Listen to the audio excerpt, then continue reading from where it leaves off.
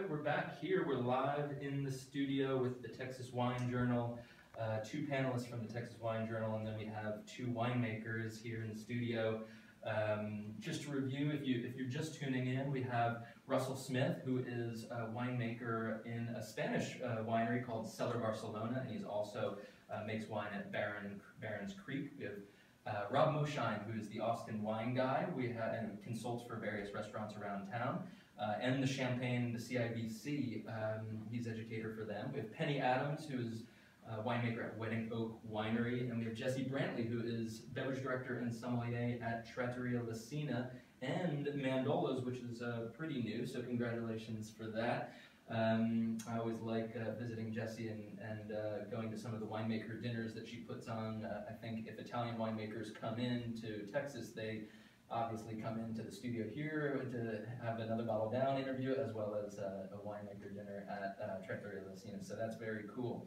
If you're just tuning in, we're doing Texas versus the world. We've blind tasted 6 Sangioveses from around Italy and the US, California and Texas, and there's one in there that is Texas.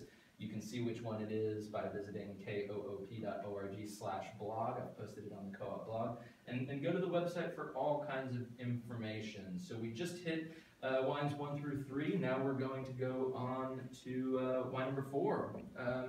Let's see, Penny, maybe we'll start with you since you haven't started us off yet. Right, I thought this wine was a little bit light in color, not a real big, hefty wine, but kind of aged.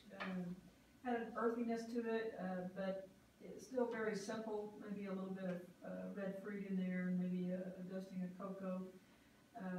Very firm tannins and kind of moderate acidity. Right. Yeah, cool. Nice little simple wine. Yeah, I got some pretty aromatics too, and I would agree with that. Jesse, what do you think? I like the fruit here. It was a bit tart, refreshing, more cranberry than a baked feel to it. It's also this sort of brambly quality that I enjoyed, almost a greenness. Made me question if there was some stem inclusion there, because the tannin was so present as well. Not really heard of a lot of that with Sangiovese, but it did lead me just to think about that. And I did enjoy the structure and the acidity and the tannin and the complexity of it. Okay, cool. Russell, I might ask you about that stem inclusion. Rob, what did you think here? I was not a fan of this wine personally. I found it really thin in structure. Had a screaming acidity to me that overwhelmed the little bit of fruit. My tasting note says okay, not great, and that's really about all I can say about the wine. I personally didn't care for it, and I nailed this as the Texas wine. All right, well, we shall see. Russell, what did you think? And maybe you can comment on the winemaking side to what Jesse was talking about with the stem inclusion. Some people include stems in fermentation. I don't think it's really ever a good idea, to tell you the truth. And it's something that's done less frequently now. It's more of an old school technique. Right. I was not particularly happy with this wine. It's got a kind of a really unusual sort of geranium dill character. It seemed advanced in age, although it may not necessarily be an old wine. Right. My least favorite probably of the group. Okay. Well, we will be doing the reveal in just about 10-15 minutes. So why don't we take this opportunity to talk about some of the food pairings before we move on to wine number 5. Jesse, I think that everybody had said that Sangiovese is a really food-friendly wine. Can you talk about why that is, and maybe some of the foods that you and Rob in the restaurant world really work with and try and get the staff to kind of play around with the customers. What is it about the wine, and what does it go well with? So Sangiovese, one of the classic indicators, is sort of a tomato leaf component. So to me, it just really pairs beautifully with tomato sauce. So pizza is a classic pairing, nice marinara sauce, anything with those nice dried oregano, basil, red sauces, just really pairs beautifully here with the Sangiovese for me. Very cool. And meat, no meat, what do you think? The cured meats, it goes well, and absolutely, especially the firmer Sangioveses that have that nice structure, have screen for something a little bit richer, right. Perhaps an ossobuco or some nice rich Italian. I think maybe the saltiness of the charcuterie, the cured meats, might be very well balanced with the acidity of the wine, right? Rob, what do you do at some of your consulting restaurants? Yeah, I have to agree with Jesse. I mean, to me, pizza is like the quintessential pairing for Sangiovese. And anything in the old school Italian restaurants, you know, the tomato-based spaghetti and meatballs, ragu, that's exactly the perfect thing. But yes, if you go to like a Brunello or these more advanced ones, you can certainly step up to heavier braises or even a steak off the grill, because it does have the body to do that. But your everyday Sangiovese, it's just like perfect with Italian food. Yeah, very cool. Russell and Penny, do you, when you're cooking at home, do you agree? Do you kind of play with the same sort of things? Do you have any different twists? I actually enjoy Sangiovese with chicken on the grill. I think it stands up to it pretty nicely. It's as long as it has some good crusty skin on that chicken, with some herbs and oregano and things like that. Cool. Russell, any thoughts? I usually drink it when I'm out. I don't drink a lot of Sangiovese at home, but it's a treat. Save it. Yeah. Well, very cool. Thanks for your insight on that, guys. Let's Russell, I might come back to you and to kick us off with wine number 5. What do you think?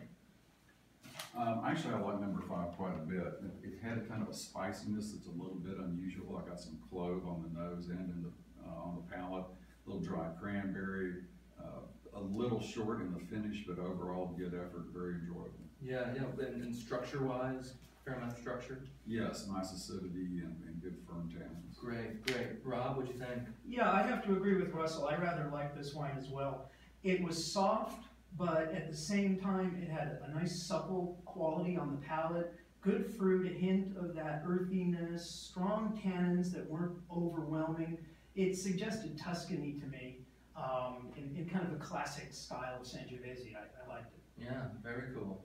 Penny, what do you think? Well, actually, I disagree. I didn't like this wine at all. We like disagreement here on another bottle. The nose was off. It was very herbaceous and kind of microbiologically unstable. It just, something was off with it in my palate. Okay. Where does that direct you? I mean, so obviously microbiological instability can happen anywhere. Does this point you to a certain, I mean, you know, sometimes these old school wineries do things where you can pick out what some people might consider flaws, and typically it's the winemakers, I should say, that are more critical to the flaws, and sometimes you know, just regular folks who work with all different kinds of wines aren't so critical of them. It really, I remember here on Another Bottle Down, we did a Roussan Texas versus the World, and the room was divided because it was clearly pretty oxidized. There was one that was clearly oxidized, and the folks who worked in restaurants, that was their favorite wine. And the winemakers, it was their least favorite wine because it was on the border of acceptable, but for the winemakers it wasn't. So it's interesting that you say that. Right, I mean, it could point to a lot of different things in the cellar, from bad barrels to other things in the cellar, but it doesn't point you to a certain region. No, not necessarily. Okay, all right, cool. Jesse, you want to jump in the fight here? Sure, I'm actually more in line with Penny. The first thing I wrote down was barnyard quality, which is not always necessarily displeasing, but it did seem to sort of jump out at me, along with leather. And then fruit seemed to be a bit secondary coming out of this wine. Yeah. But I like this wine. It wasn't my favorite, but I didn't necessarily dislike it either. Okay, all right. Well, that's what the whole world of wine is about. Disagreements and agreements, and hopefully, you know, then we can find some agreement and enjoy each other's company, right? Which I'm sure we will in the lobby afterwards. Okay, who wants to kick us off for the last wine number 6? And then we'll talk about some other things and do the reveal. Well, I'll start off. Okay, great. And he's jumping in. So I thought this was a pretty wine. It was a big, deep color to it, bright, and the aromas kind of stuck out to me as kind of big red and black fruit together, actually. It had great structure, I thought, and very balanced tannins and acid. I just thought it had a lot of fruit, and it was a big old wine that you like to sit down with. All right. Something big off the grill. Yeah. Well, does anybody agree with Penny here? I'll pick you next. Yeah, I agree with Penny. This to me struck me as being a Reserva style wine. Okay. Maybe a wine that had been in barrels 2 or longer than some of the others, and Right. so it's got a more mature character and better integrated. Very cool. Yeah, Rob, what do you think? I tend to agree. I liked the wine.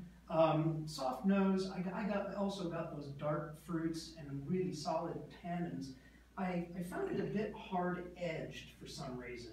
Okay. The tannin and the Can you acidity. explain that a little bit more? Yeah, the tannin and the acidity seemed to overwhelm the fruit, and it made it a little more difficult for me.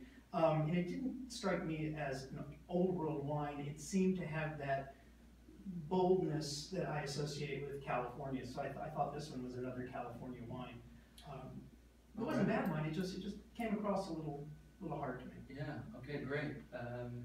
Who has anything on it? Me. Jesse, yeah. So I'm playing off of what Rob said. I did find something about it to be a bit disjointed, but I also agree with Russell, thinking of the more of the Reserva style, because I always find this sandalwood cedar quality, and the Reservas, it's different than oakiness that I find anywhere else, and I did find that in this wine, and I quite enjoyed it, alongside a sort of cured meat quality.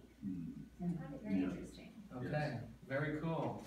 Well, we have analyzed all the wines. Again, these folks here, these winemakers and wine professionals have tasted these 6 wines blind out in the lobby. And then Rob Moshine and Jesse Brantley are part of the panelists on the Texas Wine Journal. So for more information there, texaswinejournal.org. And we've just tasted Sangiovese. We're going to hear an underwriting announcement, and then we're going to be back with the reveal and kind of to talk about our final impressions. So stay tuned.